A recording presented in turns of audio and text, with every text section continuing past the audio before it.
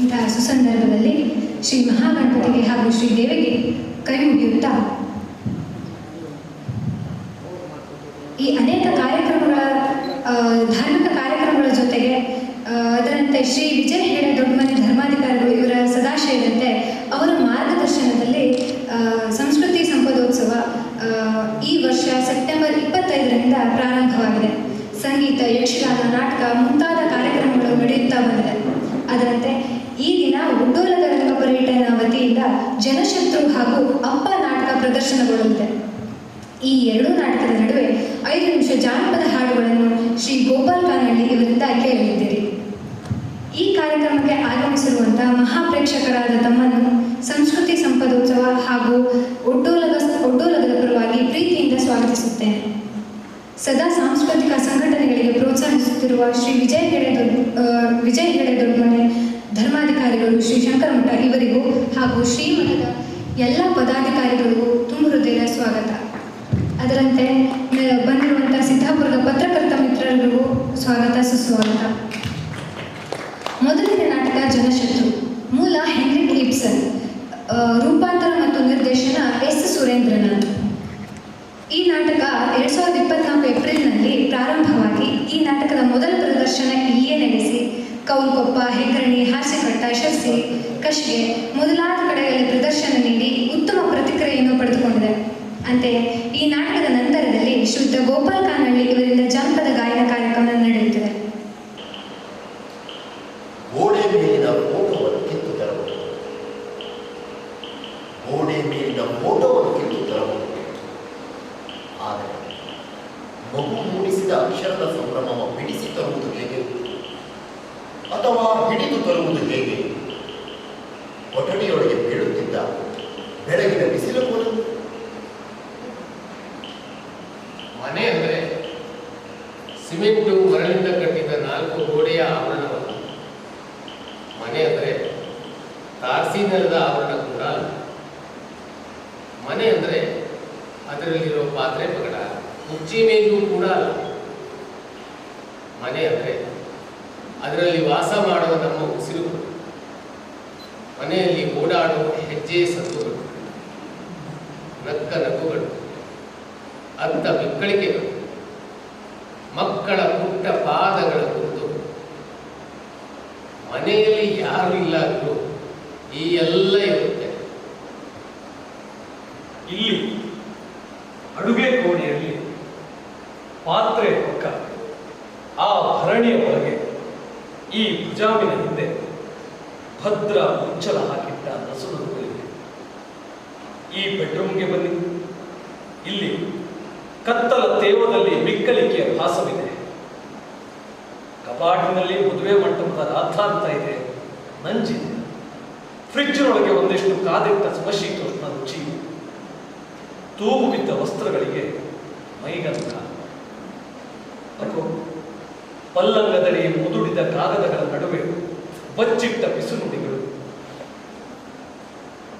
ಇದು ಮನೆ ಎಂದರೆ ಅರ್ಥವಾಯ್ತಲ್ಲ? ಇವತ್ತು ನಾವು ನಿಮಗೆ ಒಂದು ಕಥೆ ಹೇಳ್ತಿದ್ದೇವೆ. ನಮ್ಮ ನಾಟಕದ ಕಥೆ ಶುರುವಾಗುವುದು ಒಂದು ಮನೆಯಿಂದ. ಜಗತ್ತನ್ನೇ ಸುತ್ತಿ ಬಹುಶಃ ಒಂದು ಮನೆಯೊಳಗೆ ಮುಕ್ತಾಯ ಆದರೂ ಆಗಬಹುದು. ನೋಡೋಣ ಏನೇ ಆದರೂ ಇವತ್ತಿನ ಈ ನಮ್ಮ ನಾಟಕ ಶುರುವಾಗುವುದು ಇವತ್ತು. ಎಲ್ಲಿ ಅಂದರೆ ದೇವಪುರ ಅನ್ನೋ ಒಂದು ಊರಲ್ಲಿ. ಈ ದೇವಪುರ ಅನ್ನೋದು ಹೆಸರಿಗಷ್ಟೇ, ಇತ್ಲಾಗ ಹಳ್ಳಿನೂ ಅಲ್ಲ, ಅತ್ಲಾಗ ಪೇಟೆನೂ ಅಲ್ಲ. ಅದೇ ನೋಡ್ತಾರಲ್ಲ, ಮೀಸೇನೂ ನೋಡಿಲ್ಲ, ಹಾಲು ಮುಗಿನೂ ಅಲ್ಲ, ಅಂತ ಸ್ಥಿತಿ ಅದೇ. ಈ ದೇವಪುರ ಅನ್ನೋದು ಒಂದು ಕಡೆಯಿಂದ ಶಿವನೂರು ಅನ್ನೋ ಪ್ರಸಿದ್ಧ ನಗರದಿಂದ 45 ಕಿಲೋಮೀಟರ್ ಪಶ್ಚಿಮಕ್ಕಿದೆ. ಇನ್ನೊಂದು ಕಡೆ ಅಮ್ಮನೂರು ಅನ್ನೋ ವೃತ್ತಿತಾಣದಿಂದ 40 ಕಿಲೋಮೀಟರ್ ಪಶ್ಚಿಮಕ್ಕಿದೆ. ದೇವಪುರ ತನ್ನ ಹೊರೆ ಕಲಿಸಿಕೊಂಡು ಒಂದು ನಗರವಾಗಲಿಕ್ಕೆ ಹಾತೊರಿತಾ ಇದೆ. ಈ ದೇವಪುರಕ್ಕೆ ಆಧುನಿಕತೆಯ ಜ್ವರ ಬರೋದಕ್ಕೆ ಕಾರಣಗಳು 2. ಈ ದೇವಪುರದ ಪೂರ್ವಕ್ಕೊಂದು ನೈಋತ್ಯಕ್ಕೊಂದು ಸುಮಾರು 5-6 ಕಿಲೋಮೀಟರ್ ದೂರದಲ್ಲಿ ಜಗತ್ತಿನಲ್ಲೇ ರುದ್ರ ಮನೋಹರವಾದ 2 ಜಲಪಾತಗಳು ತುಂಬಿದ್ದಾರೆ. ಆಸುಪಾಸು ಗಂಡ ಇಲ್ಲ, ಒಬ್ಬ ಮಗ ಇದ್ದಾನೆ. ಸದ್ಯಕ್ಕೆ ಒಂಟಿ ಜೀವ, 2 ಹೊತ್ತಿನ ಕಾರಂತ, ಕುವೆಂಪು, ಬೇಂದ್ರೆ, ಸಾಹಿತ್ಯ ಅಂತ ಒಂದಷ್ಟು ಓದ್ಕೊಂಡಿದ್ದಾಳೆ. ಮಗನಿಗೆ 35 ವಯಸ್ಸಾಯಿತು. ಅದೆಲ್ಲೋ ಆಸ್ಟ್ರೇಲಿಯಾ ಅಂತಿದೆಯಲ್ಲ, ಅಲ್ಲಿದ್ದಾನೆ. ಅಲ್ಲಿ ಹೋಗಿ 8 ವರ್ಷ ಆಗಿದೆ. ತಿಂಗಳಿಗೊಂದ್ಸತಿ ಫೋನ್ ಮಾಡಿ ಹುಷಾರಾಗಿದೆಯಾ ಅಂತ ತನ್ನ ಪಾಲಿನ ಕರ್ತವ್ಯ ಪೂರೈಸ್ತಾನೆ. ಹೊತ್ತೊತ್ತಿಗೆ ಒಂದಷ್ಟು ದುಡ್ಡು ಕಳಿಸ್ತಾನೆ. ಸದ್ಯಕ್ಕಷ್ಟು ಸಾಕು. ಪರ್ವತೇಶ್ ದೇವಪುರದ ಒಬ್ಬ ರಿಯಲ್ ಎಸ್ಟೇಟ್ ವ್ಯಾಪಾರಿ.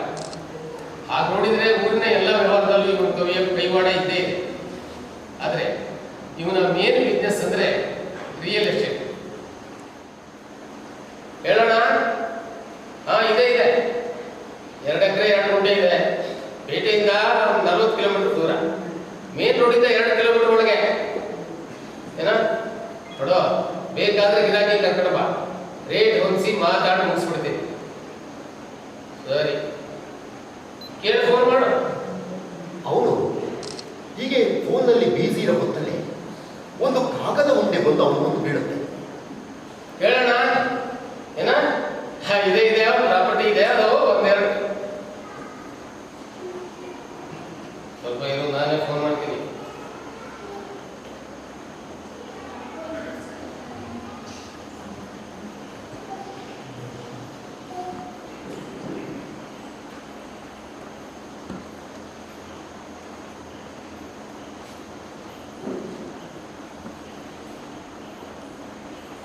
ಬಾಗಿಲು ಹೊರಗಡೆಯಿಂದ ಸಿಕ್ಕಾಕೊಂಡಿದೆ, ದಯವಿಟ್ಟು ಬಾಗಿಲು ತೆರೆಯಿರಿ.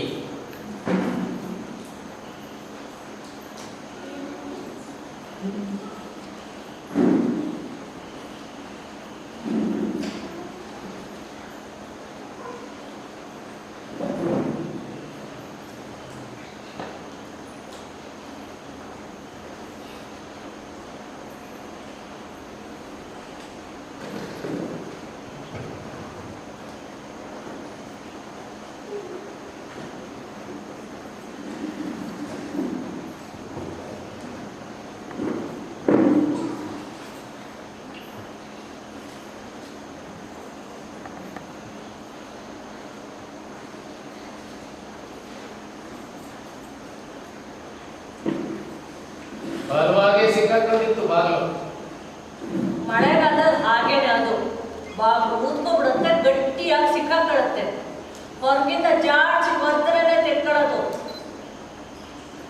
ತಿಂಗಳದ ಒಂದೊಂದು ಸರಿ ಅದು ಹಿಂಗಾಗ್ಲೇಬೇಕು. ಎಷ್ಟು ಎಚ್ಚರ ವಹಿಸಿದ್ರು ಒಂದೊಂದ್ಸರಿ ಎಚ್ಚರ ತಪ್ಪುತ್ತೆ, ಹಿಂಗಾಗ್ಬಿಡುತ್ತೆ. ಮನೆಗೆ ಹಿತ್ಲು ಬಾಗಿಲು ಅಂತ ಇದೆ. ಮೊದಲಾಗಿದ್ರೆ ನಾನೇ ತೆಗಿತಿದ್ದೆ, ಈಗ ಕೈಲಾಗಲ್ಲ. ನನಗೆ ವಯಸ್ಸಾಗಿದೆ, ಕೈ ಕಾಲಿಗೆ ಅಂಥ ಶಕ್ತಿ ಇಲ್ಲ. ಇವತ್ತೇನೋ ನಾನು ಹೊರಗಡೆ ಇದ್ದೆ ಸರಿ, ಇಲ್ಲಾಂದ್ರೆ ನಿಮ್ ಗತಿ ಕಾಯೋದು, ಯಾರು ಬರೋದನ್ನೇ ಕಾಯೋದು. ಇವತ್ತಲ್ಲ ನಾಳೆ ದೇವ್ರು ಬಂದು ಕಾಪಾಡ್ತಾನೆ ಅನ್ನೋ ನಂಬಿಕೆ ಇದೆಯಲ್ಲ, ಹಂಗೆ ದೇವ್ರು ಬಂದು ಕಾಪಾಡ್ತಾನೋ ಇಲ್ಲೋ ಗೊತ್ತಿಲ್ಲ, ಮನುಷ್ಯರು ಬರೋದು ಖಂಡಿತ. ಅದು ಇವತ್ತಾಗ್ಬೋದು, ನಾಳೆ ಆಗ್ಬೋದು, ನಾಡ್ದು ಆಗ್ಬೋದು.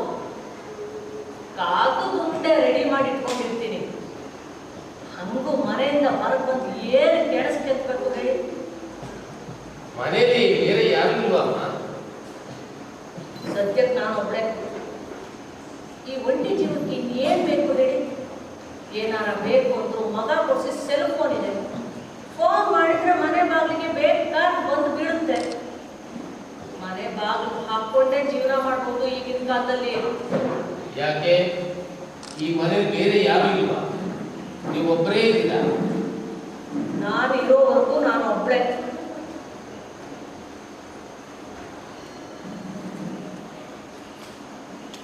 ಬಿಸಿ ಆಗ್ತಾ ಇದೆ. ತಟ್ಟೋದು ಒಂದು ಬಾಕಿ ಅಷ್ಟೇ, ಅದು ಹಾಗೆ ಹೋಯಿತು.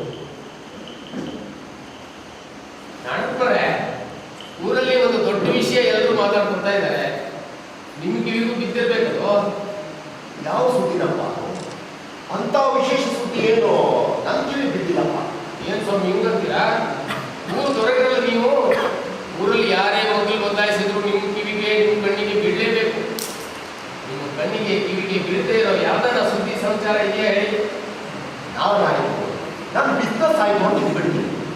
ಸ್ವಲ್ಪ ಬಿಡಿಸಿ ಹೇಳಿ ಪಾರ್ವತಿ. DMS ಕನ್ಸ್ಟ್ರಕ್ಷನ್ಸ್ ಅಂತ ಒಂದು ಕಂಪ್ನಿ ಇದೆ ಬೆಂಗಳೂರಾಗೆ, ಇಂಟರ್ನ್ಯಾಷನಲ್ ಲೆವೆಲ್. ಈಗಾಗಲೇ ಇಂಡಿಯಾದಾಗ 10 ಕಡೆ ರೆಸಾರ್ಟ್ ಹೋಟೆಲ್ ಅಂತ ಮಾಡಿದಾರಂತೆ, ಎಲ್ಲ ಇಂಟರ್ನ್ಯಾಷನಲ್ ಲೆವೆಲ್. ಒಬ್ಬ ಸಿಂಪಲ್ ಮಿನಿಸ್ಟ್ರೆ ಅದ್ರ ಪಾರ್ಟ್ನರ್ ಇದ್ದಾರೆ ಅಂತ ಹೇಳಿದ್ದೀನಿ. ಇದು ಗೊತ್ತಿರ್ಬೋದು, ನಿಮ್ಮ ಪಾರ್ಟಿಯಲ್ಲೇ ಇದ್ರೆ. ಸರಿ, ಏನಾಗಿಲ್ಲ? DMS ಒಂದು ಜಾಗ ಹೋಗ್ತಾ ಇದೆ, ದೇವಪುರದಲ್ಲೂ ಒಂದು ರೆಸಾರ್ಟ್ ಮಾಡಬೇಕು ಅಂತ ಪ್ಲಾನ್ ಮಾಡ್ತಾ ಇದ್ದೀನಿ. ದೇವಪುರದಲ್ಲಿ ಯಾವುದೇ ಒಬ್ಬ ರಿಯಲ್ ಎಸ್ಟೇಟ್ ಏಜೆನ್ಸಿ ತಗೊಳ್ಳಿ, ಒಂದು ಮಾಡಿ ಖಾತೆ ಹಿಡ್ಕೊಂಡು ತಿರುಗಾಡ್ತಿದ್ದಾರೆ. ಯಾರು ಕೇಳಿದ್ರು DMS ಅಂತಾರೆ. ಇದಾಗೋ ಒಂದು 12 ಹೋಟೆಲ್, ಒಂದು 20 ರೆಸಾರ್ಟ್ ಇರಬೇಕು ದೇವರು. ಇದು ಒಂದು ಬರಲಿ ಬಿಡಿ ಸರ್. ನಿಮ್ಮದೇ ಸುಳ್ಳು ಯಾಕೆ ಹೇಳಿ, ನೀವು ಇಲ್ಲಿ ಬರದೆ 7-8 ವರ್ಷಗಳ ಆಗಿರ್ಬೇಕು. ಇತ್ತೀಚೆಗೆ ದೇವಪುರ ಬೇಜಾರ್ ಡೆವಲಪ್ ಆಗ್ಬಿಟ್ಟಿದೆ. ಸೈಟ್ ರೇಟು ಸ್ವರ್ಗದಾಗಿರೋ ದೇವರು ಸುಮ್ಮನೆ ಇವು ಕೈ ಚಾಚಿದ್ರೆ ಸಾಕು ಸಿಕ್ಬಿಡುತ್ತೆ, ಅಷ್ಟು ಮೇಲಿದೆ. ಇದು ಎಷ್ಟು ದಿವಸ ಹೀಗೆ ಇರುತ್ತೆ ಅಂತ ಹೇಳಕ್ಕಾಗಲ್ಲ. ಗಾಳಿ ಬೀಸ್ತಾ ಇದೆ, ಆರ್ಕ ಮಾಡಬೇಕು. DMS ಒಂದು ಜಾಗ ಹುಡುಕ್ತಾ ಇದೆ ದೇವಪುರದಲ್ಲಿ. ಏನಿಲ್ಲ ಅಂದ್ರು ಒಂದು 15 ಸ್ಟ್ರೇಟ್ ಡೀಲ್ ಸರ್. 15 ಲಕ್ಷ. ಏನು ತಮಾಷೆ ಮಾಡಪ್ಪ. ಅಯ್ಯ ನೀನಾ? ನೋಡು, ಏನು ಗೊತ್ತಾಗಿಲ್ಲ ನಮಗೆ. ಅದೇ ಮನೆ ಬದಲಾಗುತ್ತೆ, ನಾನು ಬದಲಾಗಿದ್ದೀನಿ, ನನ್ನ ವಯಸ್ಸಾಗಿದೆ. ಇಷ್ಟೊಂದು ಮನೆ ಮೇಲೆ ಹೆದರಿಕೆ ಆಗಲಿಲ್ಲ. ಹೆದರಿಕೆ ಯಾಕಾಗಬೇಕು? ಬೆಳೆದ ಮನೆ, 50 ವರ್ಷ ಬದುಕಿದ ಮನೆ, ಒಂದು ಕುತ್ಕೊಂಡು ಓಡಾಡ್ತಿರ್ಬೇಕಾದ್ರೆ ಈ ಮನೆಯಲ್ಲಿ ಯಾರು ಬರ್ತಾರೆ ಬಂದು ಏನು ಕದ್ಕೊಂಡು ಹೋಗ್ತಾರೆ ಅಂತ ಹೆದರಿ ಸಾಯ್ಬೇಕು. ಈ ಮನೆಯ ಮಾರಿ ನೀವು ಆಟಗಳಿಗೆ ಹೋಗಬಾರ್ದು. ಯಾಕೆ? ನಾನು ಒಬ್ಬಳೇ ಇರೋದು ನೀವು ಕೊಂಡು ಹೋಗ್ತೇನೋ? ನಾನು ಏನು ಹೇಳಿದ್ರು ಅದನ್ನು ಹೋಗಿ ಅದು ಹೇಳಿದ್ರು. ಇನ್ನೂ ಎಷ್ಟು ದಿವಸ ಒಬ್ಬಳೇ ಇದೆಯಾ ಈ ಮನೆಯಲ್ಲಿ ಅಂತ. ಮತ್ತೆ ಮತ್ತೆ ಅದನ್ನೇ ಕೇಳಬೇಡ. ನನ್ನ ಮನೆ ನಾನು ಒಬ್ಬಳೇ ಇದ್ದೀನಿ ಅಂತ ಹೇಳಿದವ್ರು ಯಾರು? ನನ್ನ ಮನೆ ನಾನು ಒಬ್ಬಳೇ ಇರೋಕ್ಕೆ ಹೆದರಿಕೆ ಯಾಕಾಗಬೇಕು, ನಂಬಿಕೆ ಯಾಕಾಗಬೇಕು? ಸಿಟಿನಲ್ಲಿ ನಾಯಿಗಳನ್ನು ಸಾಕೋತಾರೆ, ನಾನು ಗುಂಪನ್ನು ಜಮ್ಮುಗಳನ್ನು ಸಾಕೊಂಡಿದ್ದೀನಿ. ಯೋಚನೆ ಮಾಡಬಹುದು ಕೇಳು. ನಿಧಿ ಹೇಳುವ ಅಧಿಕಾರ ನನಗಿಲ್ಲ, ಅನುಭವ ನನಗಿಲ್ಲ. ನೀವು ಅಂದ್ರೆ ಇದನ್ನು ವ್ಯವಸ್ಥೆ ಮಾಡೋಣ. ಇದಕ್ಕೆ ಮುಂದೆ ಯೋಚನೆ ಬೇಡ. ಇದೇ ಸೈಟ್ನಾಗೆ ನಿಮ್ಗೊಂದು ಮನೆ ಕಟ್ಸ್ಕೊಳಕ್ಕೆ ವ್ಯವಸ್ಥೆ ಮಾಡೋಣ. ಅಂಥ ದಿನ ಬಂದಾಗ ನಿನಗೆ ಹೇಳ್ತೀನಿ, ಯೋಚನೆ ಮಾಡಬೇಡ. ನಿಖಿಲಕ್ಕೂ ಮಾತು ಕೇಳ್ಕೊಂಡಿದ್ದಾರೆ. ನೀವು ಅಂದ್ರೆ ನಾಳೆ ಫೋನ್ ಮಾಡಿ ಕೇಳ್ತೀನಿ ಬೇಕಾದ್ರೆ. ನನ್ನ ಮನೆಯಲ್ಲಿ ನಾನು ಸ್ವತಂತ್ರವಾಗಿರೋದಕ್ಕೆ ಯಾರ ಅಪ್ಪಣೆನೂ ಬೇಡ. ಯೋಚನೆ ಮಾಡಿ. ನಿನ್ನ ಆರೋಗ್ಯ ನೋಡ್ಕೋ. ಈ ಸರ್ತಿ ದುಡ್ಡು ಕಳಿಸೋದು ಸ್ವಲ್ಪ ತಡ ಆಗ್ಬೋದು. ಎಲ್ಲ ಕೆಲಸ ಕರ್ಕೋತಾ ಇದ್ದಾರೆ. ನನ್ನ ಕೆಲಸಕ್ಕೆ ಇನ್ನೊಂದು 7-8 ವರ್ಷ ಏನು ತೊಂದರೆ ಇಲ್ಲ. ಹಂಗಾದ್ರೆ ನೀವು ವಾಪಸ್ ಬಾ. ಹೋಯ್ತು, ನಿನಗೆ ಏನು ಹೇಳಿದ್ರು ವಾಪಸ್ ಬಾ. ಅಮ್ಮ ಇಲ್ಲಿ ಊಟ ಸೇರ್ತಾ ಇಲ್ಲ, ವಾಪಸ್ ಬಾ. ಅಮ್ಮ ನಿದ್ದೆ ಬರ್ತಾ ಇಲ್ಲ, ವಾಪಸ್ ಬಾ. ಅಲ್ಲಿಗೆ ವಾಪಸ್ ಬರುವಂಥದ್ದು ಏನೂ ಆಗಿಲ್ಲ. ಅದೇನಾದರೂ ಆದರೆ ಹೇಳ್ತೀನಿ. ಒಂದು ಕೆಲಸ ಯಾಕೆ ಮಾಡ್ಬಾರ್ದು ನೀನು? ಏನು? ನೀನೇ ಇಲ್ಲಿಗೆ ಬಂದು ಒಬ್ಬಳೇ ಇದ್ದೀನಿ ಸಾಕು. ಮನೆ ಏನ್ ಮಾಡೋದು? ಮಾರ್ಬಿಡೋಣ. ಏನು? ಮಾರ್ಬಿಡೋಣ. ಅದೆಷ್ಟು ಬರ್ತದೋ ಬರಲಿ. ನಾನು ಮನೆ ಮಾರಲ್ಲ. ಮನೆ ಮಾರೋ ಮಾತು ಎತ್ತಬೇಡ. ನೀನೇ ವಾಪಸ್ ಬರೋದಿದ್ರೆ ಬಾ. ವಾಪಸ್ ಬಾ, ವಾಪಸ್ ಬಾ ಅಂದ್ರೆ ಇರೋದು 2.5 ಎಕರೆ. ಆ 2.5 ಎಕರೆಯಲ್ಲಿ ಏನು ಬೆಳೆಯೋದು, ಎಷ್ಟು ಬೆಳೆಯೋದು, ಏನು ತಿನ್ನೋದು? ಮನೆ ಬಾಗಿಲು ತರ್ತಾರೆ, ಮನೆ ಮಾರೋದಿದೆ ಹೌದಾ ಅಂತ ಕೇಳ್ತಾರೆ. ಇಲ್ಲ ಅಂದ್ರೆ ಕೇಳಲ್ಲ. ಎಷ್ಟು ಏನು ಅಂತ ಗಂಟು ಬಿಡ್ತಾರೆ. ಅದು ಹಂಗೆ ಅಮ್ಮ, ಅವ್ರು ಏನಾದ್ರು ಪ್ರಾಪರ್ಟಿ ಕಣ್ಣು ಹಾಕಿತ್ತು ಅಂದ್ರೆ ಇದೇ ಕತೆ. ಏನ್ ಮಾಡ್ಬೇಕೀಗ? ಈಗ ಏನು ಉಳಿದಿದೆ? ಯಾರು ಏನು ಹೇಳ್ಬೇಕಾಗಿಲ್ಲ. ಸುಮ್ಮನೆ ಒಂದು ಸುದ್ದಿ ಊರಲ್ಲಿ ಸಿಕ್ಕರೆ ಸಿಕ್ಕಿ ಅಂತ. ಹಾಗಂತ ಅವ್ರಿಗೆ ಚಿಪ್ಪಾಗಿ ಕೊಡಿ ಅನ್ನಲ್ಲ, ಅರ್ಟಿಕ್ ರೇಟೇ ಕೊಡ್ತೀವಿ ಅಂತಾರೆ. ಇನ್ನು ದೇವಪುರದಲ್ಲಿ ಏನು ಉಳಿದಿದೆ? ಚೆನ್ನಾಗಿ ಹೇಳ್ತೀನಿ. ಮಾರಿರೋದನ್ನು ವಾಪಸ್ ಹಿಡಿಯಲು ಖರೀದಿ ಮಾಡಿ ಅವರು ವಾಪಸ್ ಕೊಡ್ತಾರ? ವಾಪಸ್ ಕೊಟ್ರೆ ಇವ್ರ ಹತ್ರ ದುಡ್ಡಿಗೆ ವಾಪಸ್ ಕೊಡುತ್ತೆ. ಇದು ಆಗೋಬಲ್ಲ. ಊರಿಗೆ ಒಳ್ಳೆದಾಗುತ್ತೆ ಅಂದ್ರೆ ಅದಕ್ಕೆ ಯಾಕೆ ಮೊದಲು ಹಾಕ್ತೀಯ?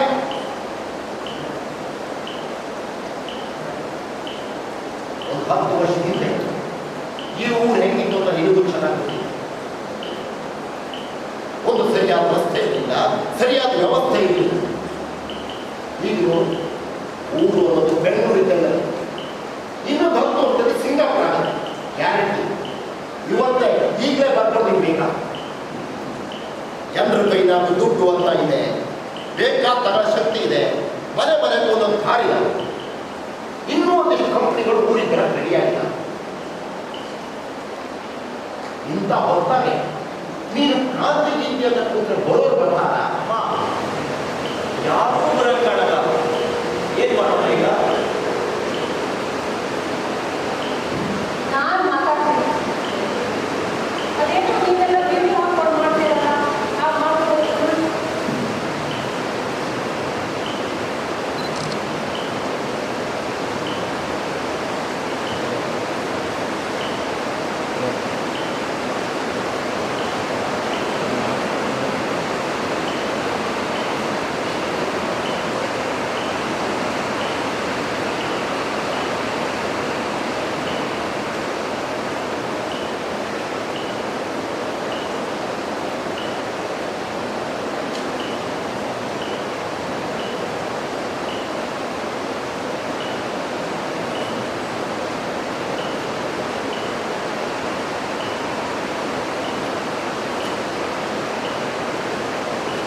ನಾನು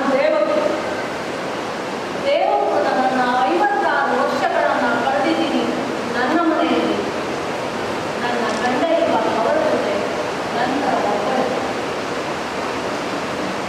ನನ್ನ ಮನೆಯಲ್ಲಿ ನನ್ನ ಸ್ವಾತಂತ್ರ್ಯವನ್ನು ಒದೆಯೋ ಮುನ್ನಾಡ ಒಂದು 10 ವರ್ಷದ ಹಿಂದೆ ಮಾಡಿದರೆ ನಾನು ಒಬ್ಬರೇ ಓಡಾಡ್ತಾ ಇದ್ದೆ. ಈಗ ನನಗೆ ವಯಸ್ಸಾಗಿದೆ. ನನ್ನ ದೇಹ ವಯಸ್ಸಾಗಿರುವುದು, ನನ್ನ ಹಠ ವಯಸ್ಸಾಗಿಲ್ಲ. ಆದರೆ ನಾನು ಈ ಹಿಡಿದಿರೋ ಕೆಲಸ ನನ್ನ ಒಬ್ಬರಿಂದ ಆಗೋದಲ್ಲ. ಇಡೀ ಊರು ತುಂಬಿಗಾಗಿ ಮಾರಾಟ ಆಗಿರೋದು. ಒಂದು ಅಂಚು ಹಿಡಿದು ಹೋರಾಡೋದರಲ್ಲಿ ಅರ್ಥ ಇಲ್ಲ.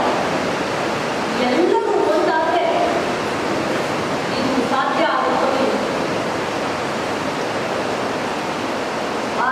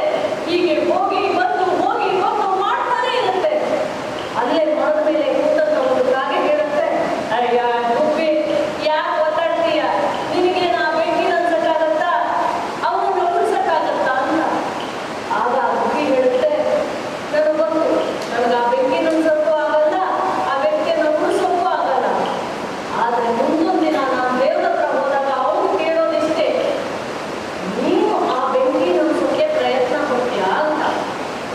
ಆಗ ಅವನ ಕಣ್ಣಲ್ಲಿ ಕಣ್ಣಿಟ್ಟು ಹೂ ಅನ್ನೋ ಶಕ್ತಿ ಬೇಕು. ಹೌದು, ನನಗೂ ಅಷ್ಟೇ ಹೂ ಅನ್ನೋ ಶಕ್ತಿ ಬೇಕು.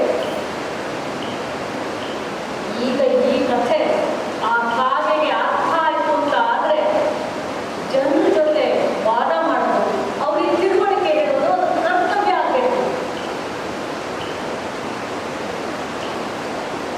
ನಾನು ಇವತ್ತು ನಿಮ್ಮೆಲ್ಲರ ಜನಶತ್ರು ಆದ್ರೂ ಪರವಾಗಿಲ್ಲ, ನನ್ನ ಪಾಲಿನ ಕರ್ತವ್ಯವನ್ನ ನಿಲ್ಲಿಸೋದಿಲ್ಲ. ನಿಮ್ಗೆಲ್ಲ ಒಳ್ಳೇದಾಗಲಿ.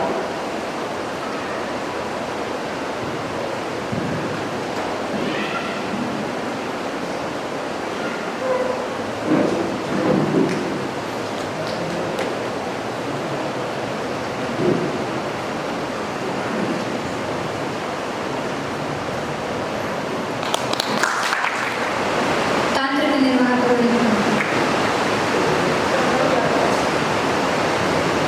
ಇದುವರೆಗೆ ವೀಕ್ಷಿಸಿದ ಎಲ್ಲ ಮಹಾಜನತೆಗೆ ಧನ್ಯವಾದಗಳು. ಇನ್ನು ಕೆಲವೇ ಕ್ಷಣಗಳಲ್ಲಿ ಅಪ್ಪ ನಾಟಕ ಪ್ರಾರಂಭ ಆಗುತ್ತೆ. ಅದರ ಪರಿಚಯವನ್ನು ಆಗಲೇ ಹೇಳಿದ್ದೇವೆ. ಈ ನಾಟಕ ಮುಗಿದ ಮೇಲೆ ಎರಡೂ ತಂಡದ ಕಲಾವಿದರು ಒಂದು ಫೋಟೋ ಸೆಷನ್ ಮಾಡೋಣ. ರಾಕೇಶ್, ಧನ್ಯವಾದಗಳು. ಅದರ ನಡುವೆ ಒಂದೇ 5 ನಿಮಿಷದ ಒಳಗಡೆ ಹಾಡನ್ನು ಪ್ರಸ್ತುತಪಡಿಸ್ತಾರೆ. ದಯಮಾಡಿ ಅವರನ್ನ ವೇದಿಕೆಗೆ ಕರೀತಾ ಇದ್ದೀನಿ. ಶ್ರೀ ಗೋಪಾಲ್ ಕಾಂಡ್ರಳ್ಳಿಯವರು ವೇದಿಕೆಗೆ ಬರಬೇಕಾಗಿ ವಿನಂತಿ.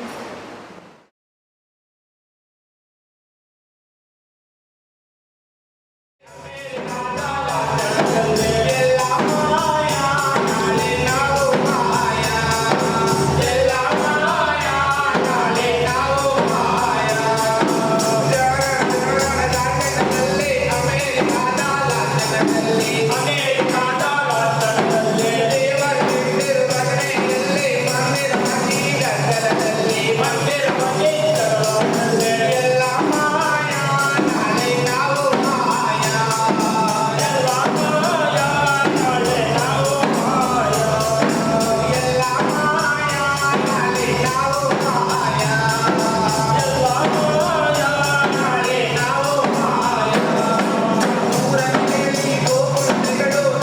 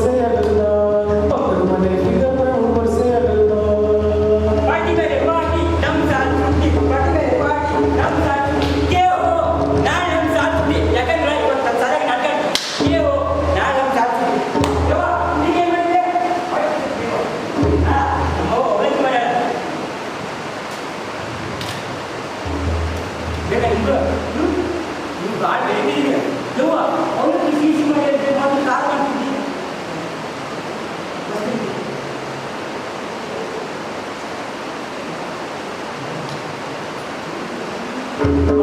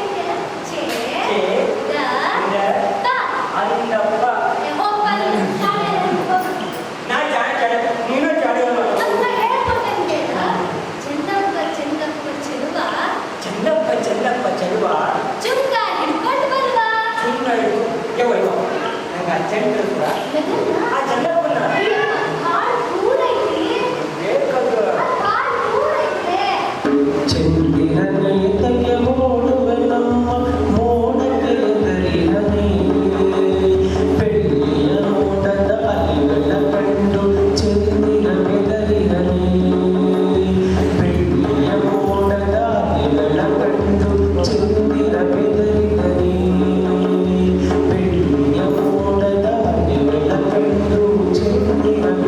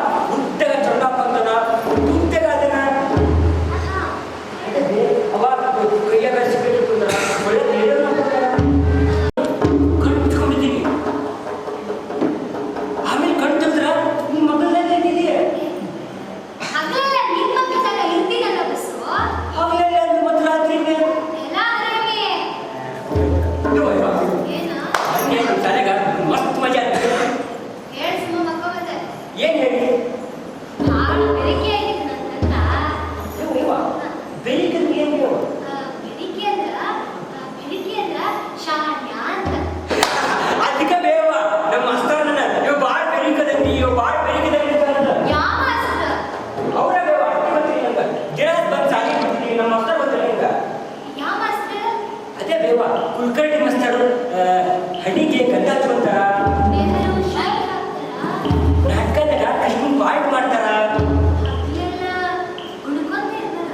ಅವರ ದೇವ ಅವರ ದೇವಶ್ಯ ಈ ಪಾಠ ಬೆಳೀತದೆ ಈ ಪಾಠ ಬೆಳೀತದೆ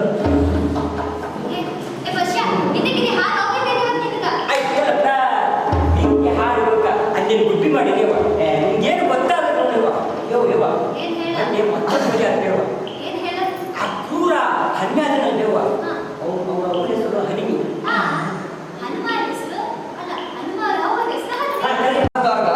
ಕೆಂಪು ಪಕ್ಲಿ ಬಿಳಿ ಪಕ್ಲಿ ಗುಲಾಬಿ ಪಕ್ಲಿ ಎಲ್ಲ ಪಕ್ಲಿ ಹೂವ ಹೂವ ಅಂತಿತ್ತು. ನನ್ನ ಬಣ್ಣ ಯಾವ್ದ, ನಾನ್ ಯಾರ ಅಂತ ಅವನ್ ಸರಿಗಿಟ್ಟು ಜಗ್ಗಿ ಜಗ್ಗಿ ಕೆತ್ತಿತ್ತು. ಇದರರ್ಥ ತಿಳಿತಾ ಇದ್ದೇನವ?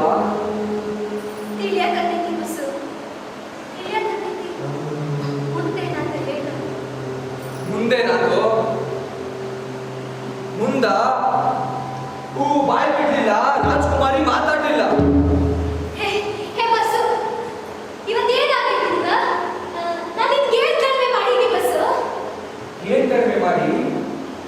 ಏನ್ ಕಡಿಮೆ ಮಾಡಿ ನಾವು ಬಹಳ ಸುಖವಂದಿದ್ದೀವಲ್ಲವಾ?